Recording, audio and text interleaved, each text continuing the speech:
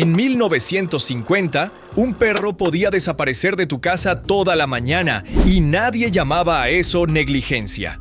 Hoy esas mismas 5 costumbres nos parecerían peligrosas, incluso irresponsables. Pero antes de juzgar a esa generación, hay una pregunta que todavía no tiene una respuesta cómoda. ¿De verdad protegimos a los perros o simplemente aprendimos a controlarlos mejor? Antes de 1950 no existía todavía el concepto de perro de interior, tal como lo entendemos ahora. En muchos hogares, especialmente en zonas urbanas de tamaño medio y en entornos rurales de México, Argentina y España, el perro pertenecía tanto a la casa como a la calle. Salía por la mañana, exploraba, resolvía conflictos con otros animales y regresaba cuando el hambre o el instinto lo indicaban. Nadie programaba ese recorrido. El barrio entero funcionaba, sin saberlo, como un territorio compartido. Esa autonomía tenía una función concreta. El olfato se activaba constantemente, el cuerpo se movía sin rutina fija. La curiosidad encontraba estímulos nuevos cada día. Pero esa misma libertad escondía un costo que casi nadie medía entonces. Nadie sabía exactamente qué le ocurría al perro durante esas horas fuera de casa. Y aquí aparece la primera grieta en la nostalgia. Porque esa misma calle abierta que permitía explorar también exponía a un perro a un peligro que en 1950 apenas se registraba como estadística: el atropello. No existían collares reflectantes, ni educación vial para animales, ni ordenamiento urbano diseñado para su seguridad. El tránsito automotor crecía cada década en las principales ciudades latinoamericanas y españolas. Y los perros seguían moviéndose con las mismas reglas de una época anterior al automóvil masivo. La libertad no desapareció porque alguien decidiera que estaba mal. Empezó a desaparecer porque el entorno físico donde esa libertad era segura simplemente dejó de existir. Eso resolvió con el tiempo un problema real de seguridad. También creó otro. Un perro que antes decidía buena parte de su día ahora depende casi por completo de que un humano decida por él cuándo salir, cuánto caminar y qué explorar. ¿Sustituimos peligro por control o sustituimos peligro por abandono de otro tipo de necesidad?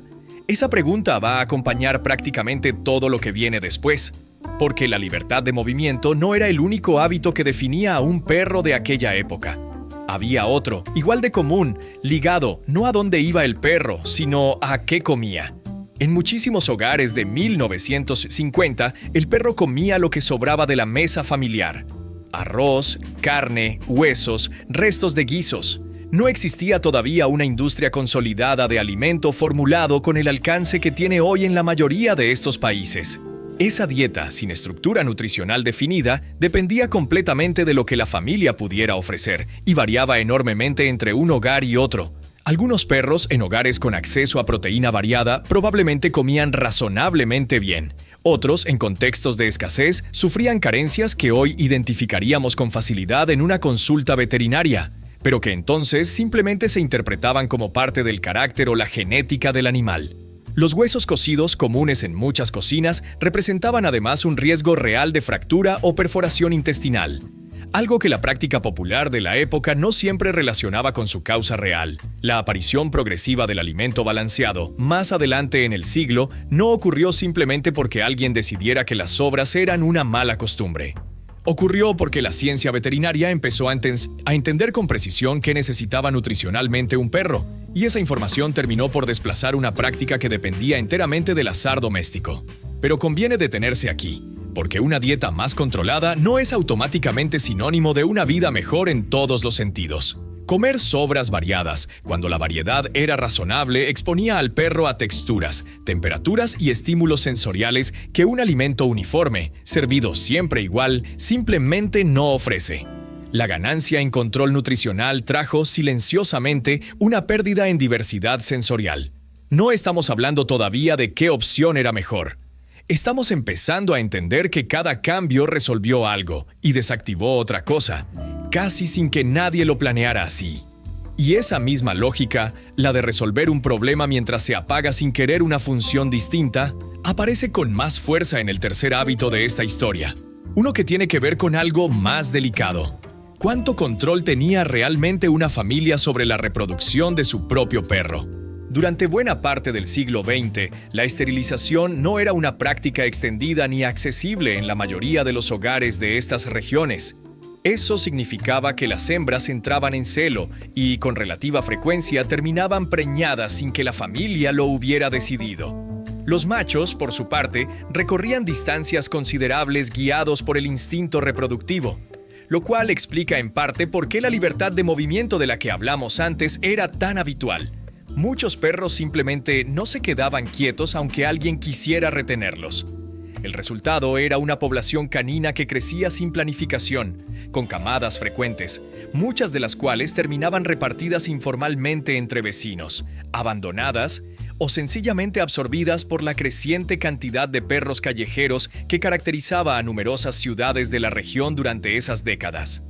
No existía todavía una conciencia extendida sobre el control poblacional como estrategia de bienestar animal. Aquí aparece una de las contradicciones más incómodas de todo este recorrido. Aquella falta de control reproductivo, que hoy consideraríamos claramente problemática, convivía con una realidad social distinta. Los perros de un mismo barrio se conocían entre sí, formaban jerarquías, socializaban de manera constante y aprendían códigos de comunicación canina simplemente por estar expuestos unos a otros durante años. Esa socialización espontánea, hoy artificialmente sustituida por parques caninos programados y encuentros ocasionales, era en 1950 casi inevitable. No era una política de bienestar, era sencillamente cómo funcionaba la vida en la calle. La esterilización, cuando se volvió accesible y recomendada, resolvió un problema de salud pública y de sufrimiento animal evidente. Menos camadas no deseadas, menos enfermedades reproductivas, menos abandono. Pero al mismo tiempo redujo drásticamente esas dinámicas sociales espontáneas entre perros, porque redujo la cantidad de perros circulando libremente por el espacio público que las hacía posibles. ¿Solucionamos el problema reproductivo a cambio de una vida social canina más empobrecida? No hay una respuesta simple, y la evidencia sugiere que ambas cosas son ciertas al mismo tiempo, aunque durante años se presentaron como si una excluyera automáticamente a la otra. Hasta este punto, la historia podría parecer una defensa nostálgica de la libertad perdida. Conviene resistir esa lectura, porque el siguiente hábito complica todavía más el panorama. Y lo hace desde un ángulo distinto, la función que cumplía el perro dentro de la casa. En 1950, una proporción importante de los perros domésticos en zonas rurales y semiurbanas de estos países cumplía una tarea concreta. Guardaban propiedades, ayudaban en tareas de pastoreo, alertaban ante desconocidos, controlaban plagas. La relación entre el humano y el perro no giraba principalmente en torno al afecto, aunque el afecto existiera. Giraba en torno a un intercambio funcional. El perro trabajaba y a cambio recibía alimento, refugio y, en muchos casos, cierta libertad de movimiento dentro y fuera de la propiedad. Ese modelo funcional le daba al perro un propósito diario, una estructura de actividad, una razón de ser dentro del sistema familiar que iba más allá de acompañar. La evidencia etológica actual sostiene que muchos perros, especialmente razas seleccionadas históricamente para el trabajo, mantienen una necesidad conductual de tener tareas, de resolver problemas, de ejercitar instintos específicos como el rastreo o la vigilancia. El perro moderno de compañía, en cambio, suele vivir en un entorno donde ese propósito funcional prácticamente desapareció. Ya no guarda ni pastorea. Su día se organiza alrededor de nosotros, nuestros horarios, nuestras salidas, nuestro tiempo libre. Ganó afecto explícito, cuidados médicos constantes y un lugar central en la vida emocional de la familia. Pero perdió, en la mayoría de los casos, la estructura funcional que antes organizaba sus días. Y justo aquí, aproximadamente a mitad de este recorrido, conviene detenerse en algo que cambia la interpretación de todo lo anterior. Porque hasta ahora la narrativa podría sugerir que los perros de 1950 tenían en conjunto una vida más rica en autonomía, estímulo y propósito. Pero esa lectura es incompleta, porque ignora deliberadamente el otro lado de la balanza, la ausencia casi total de diagnóstico veterinario preventivo. Un perro de 1950, con una enfermedad parasitaria, una infección crónica, un problema dental doloroso o una afección articular, simplemente vivía con eso. No existía el nivel de acceso a vacunación sistemática, análisis de sangre, radiografías o cirugías especializadas que hoy consideramos estándar.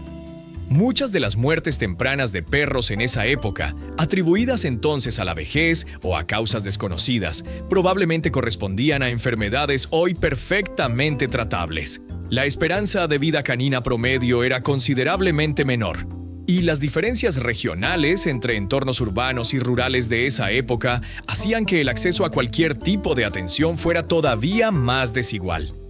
Esto significa que aquella libertad, aquella autonomía funcional, aquella socialización espontánea, convivían con un sufrimiento silencioso que rara vez se documentaba, porque nadie tenía las herramientas para diagnosticarlo. No estamos hablando de crueldad deliberada. Estamos hablando de una época sin la capacidad médica que damos hoy por sentada. La sociedad moderna resolvió gran parte de eso. Vacunación sistemática, esterilización accesible, identificación, correas y espacios controlados redujeron drásticamente los riesgos físicos que enfrentaba un perro en 1950. Atropellos, enfermedades no diagnosticadas, reproducción descontrolada, desapariciones. En eso, la comparación no admite demasiada discusión. En términos de seguridad física y atención médica, el perro promedio actual vive objetivamente mejor protegido. Pero resolver riesgos no es lo mismo que satisfacer necesidades conductuales, y esa distinción es la que reorganiza todo lo explicado hasta ahora. Ya no se trata de decidir si 1950 fue mejor o peor que el presente. Se trata de reconocer que ambos sistemas resolvieron problemas distintos, y ambos, al resolverlos, generaron carencias nuevas que antes ni siquiera existían como tales. Queda todavía un quinto hábito, quizás el que mejor resume esta tensión. Tiene que ver con la supervisión constante durante el día, algo que hoy damos por sentado y que en 1950 sencillamente no era posible ni se buscaba. Las familias trabajaban, los niños jugaban en la calle sin vigilancia permanente, y el perro formaba parte de esa misma lógica de libertad compartida. Nadie monitoreaba sus pasos, nadie registraba cuántas horas dormía, cuánto caminaba o con quién se cruzaba. Ese nivel de desconocimiento hoy resultaría inaceptable para la mayoría de las familias, acostumbradas a cámaras, aplicaciones de seguimiento y rutinas cuidadosamente calculadas. Pero esa misma falta de supervisión constante le devolvía al perro algo que rara vez discutimos abiertamente: la capacidad de tomar pequeñas decisiones por sí mismo, sin que un humano interviniera en cada una de ellas. La supervisión moderna, nacida de una preocupación legítima por la seguridad, trajo consigo una reducción notable de esa capacidad decisoria. Un perro que vive bajo vigilancia casi permanente delega en nosotros decisiones que antes tomaba solo. ¿Por dónde ir?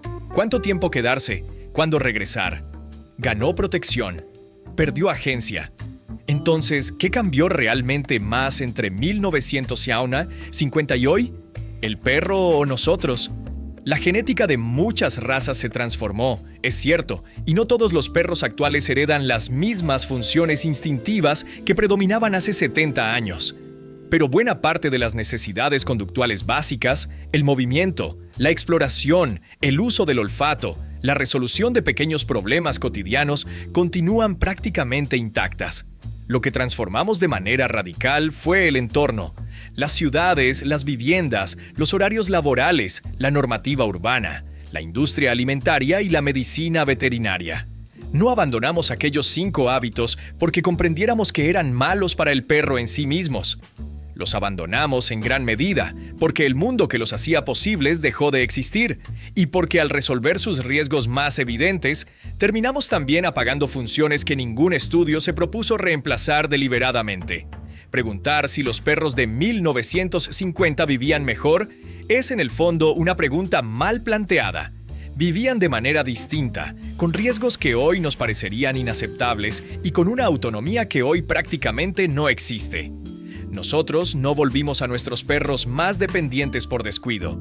Los hicimos más seguros y, casi sin proponérnoslo, también más pasivos.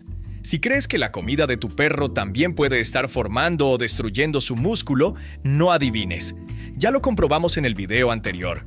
Lo tienes arriba. 5 snacks para que tu perro gane músculo. Y si quieres seguir descubriendo lo que nadie te cuenta sobre tu perro, suscríbete a Caninología, porque esto recién empieza.